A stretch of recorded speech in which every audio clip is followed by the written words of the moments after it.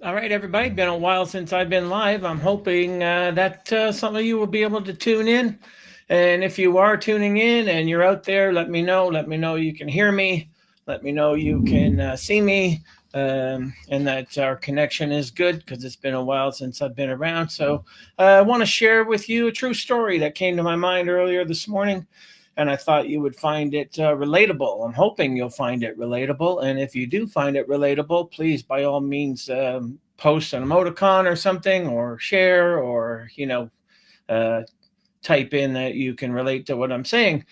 And I'm going to get to that as soon as I know that someone's out there. So let me know if you're hearing this and you are out there. By all means, let me know, and that you can see me and hear me okay. And we will get to it ASAP. So, is everyone out there? Can you hear me? Can you see me? And if so, let me know with some, throw some emoticons across the screen. Happy New Year to you, Andrea. And yeah, I'm hoping people will tune into this because I want to share a story. So, good afternoon, Mark. Good to see that there's some people coming on board. I promise not to be too long. But again, I want to share with you a true story. And if any of this is relatable to you all, then by all means,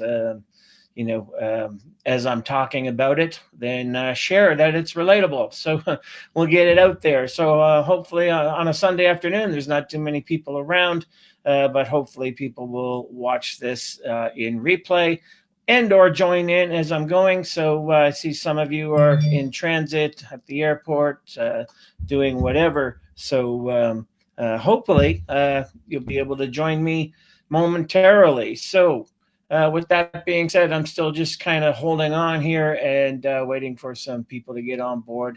And if you are on board, by all means, let me know. Comment, throw your emoticons across the screen. And yeah, hopefully you will find this story relatable. So I had to write a lot of it down because I didn't want to forget anything.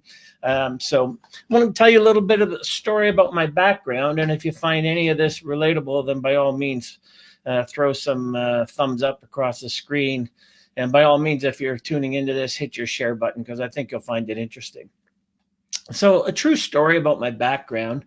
And I'm going to begin this with how I often end many of my articles that I write. Some of you will get it, some of you will not. And it'll become important near the end of this brief little rant. So, let me tell you about a true story back up until about 2004 or so. I was a real city guy. I lived in the city, big metropolitan area. I was all about the hustle and the bustle of urban life, the good, the bad, the ugly, gridlock. But going to professional hockey games, basketball games, football games, I was all about the city. And then, on the advice of a good buddy, I visited where I now currently reside in West Kelowna. And I was completely blindsided by how affected I would be by the natural beauty here. Coming from the city, visiting for the first times the lakes, the streams, the hills and the mountains, the vistas, and especially the wildlife that was all around. I just was so blindsided and awestruck by all of it.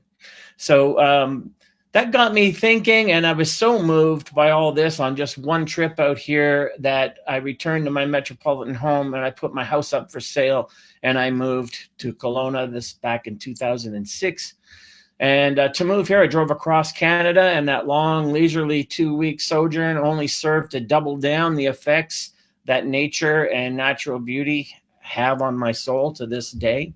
And since moving here in 2006, many of you who follow me, I often post, how I live in paradise. I use that phrase a lot, and many of you seen the pictures of the landscapes and the wildlife that I post. It's just so amazing here. And even as I write this, I glance out my office window. The quail are in my backyard doing their best to empty my bird feeder, especially this time of year in the winter before the deer decide to come into my backyard, and they empty it a lot quicker.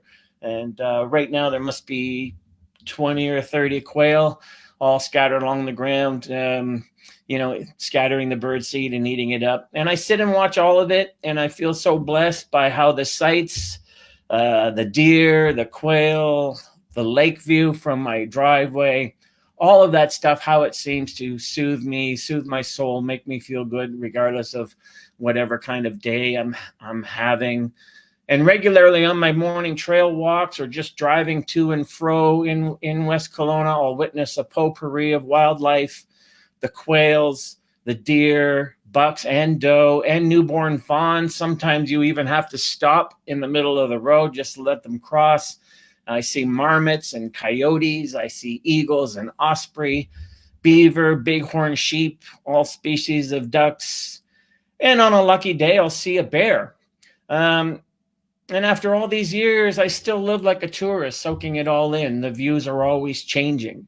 So I want to ask you, after that little description of how and why I moved here, can you relate to all of this on some level? The nature, the natural beauty, the views, the wildlife. Is that relatable to any of you? If it is, then throw some emoticons across the screen. Let me know that you're listening and you're following along. Because if you can relate to any of this, even on a tiny human relatable level, and this is all about being relatable, then I want you to try to relate to this.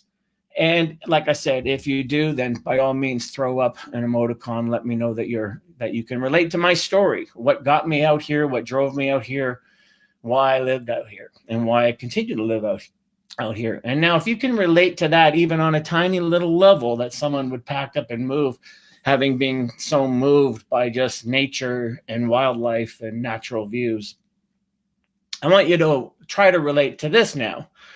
I want you to try to imagine what I just described if my world changed in a few days' time or a week's time or whatever. The many quail in my yard that I just described, imagine they are now strewn all over my yard, dead, burning, singed. Deer and coyote and marmot laying dead in neighborhoods and on front lawns, or seen running out of burning trails, suffering, singed, gasping for what ends up to be their final breaths. Lives that are ended in suffering and physical shock. The smell of death and fire is everywhere, and the sight of apocalyptic devastation is inescapable. Yellow and red smoky skies have replaced the calming blue sky backdrop and replaced the white cottony perfect clouds. Imagine if my whole gated community is now reduced to mere kindling. My house is gone. My neighbors' homes are gone. My community is gone. And my whole city is obliterated with little left that just a week or two ago resembled a life and a community. And now everything I described to you above looks like a post-nuclear blast. I know, and you can tell I know just by talking about this, if such a thing happened to me or near me, I would surely be traumatized to a deep,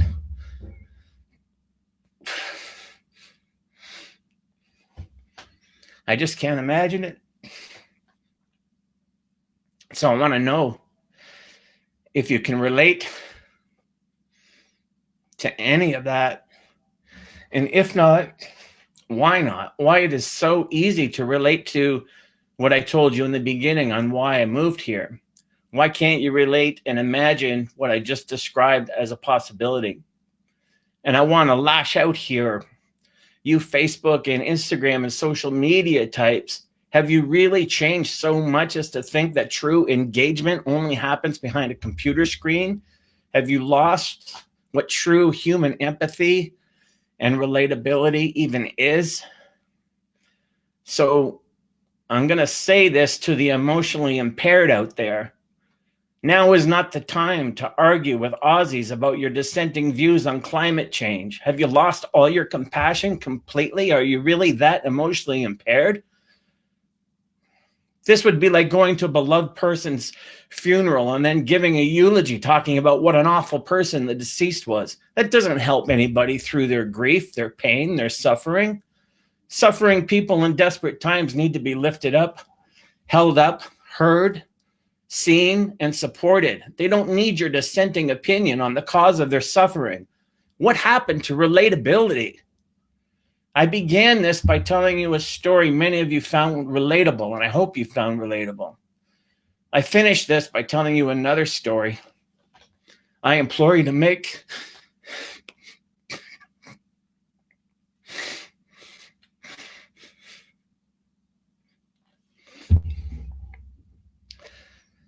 yourself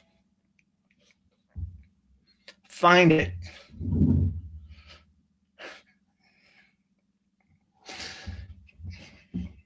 Looking at my coils.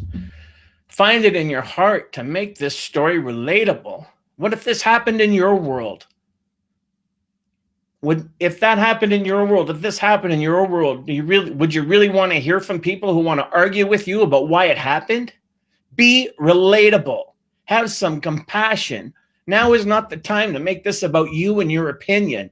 My goodness, people, stop living behind a computer screen and start relating to the relatable and the people that are suffering, and empathize and get on with helping people get beyond and help people move beyond. Sorry for my losing it here and there. That tends to happen with me. So I just can't believe that unless it's happening to you yourself, you find things unrelatable and that there's something to quarrel about and argue about and criticize about.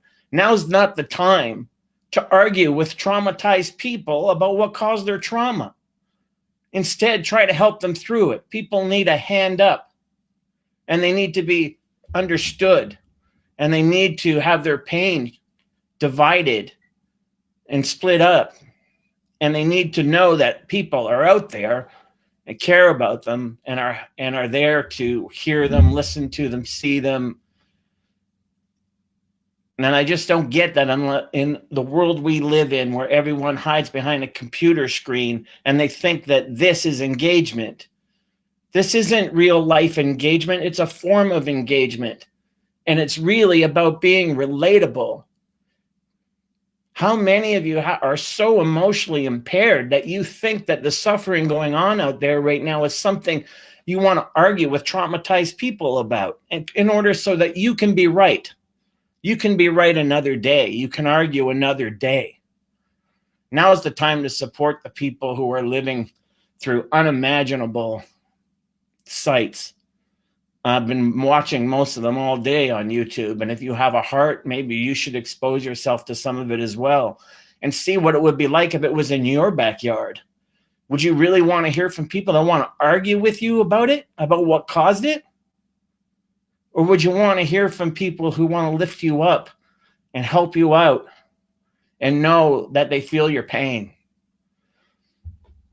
And I got lots of comments here, and I hope you'll read them in the comment section, but I really don't have the energy today to really go on about what's been going on my social media and what I've seen, that I just don't understand. Why would people want to, in this time of need, go out of their way to want to argue with people in Australia about climate change, about being right about climate change? People that are traumatized, they're not in a position to make rational, reasonable arguments. They're worried about survival. And you should be able to relate to that. So this is to the emotionally impaired out there that don't seem to have that capacity anymore because they live behind a computer screen. Start being relatable, not just to the happy, but to the needy as well. And that's really all I have to say. So I'm going to, I'm going to end this and get off, and I don't even know how to stop. So that's it. That's my rant. If you found my true story relatable, I hope you will send that across the screen. And if you find my imaginable story relatable, which I hope you can, I don't think we've lost that kind of humaneness in ourselves. At least I hope we haven't.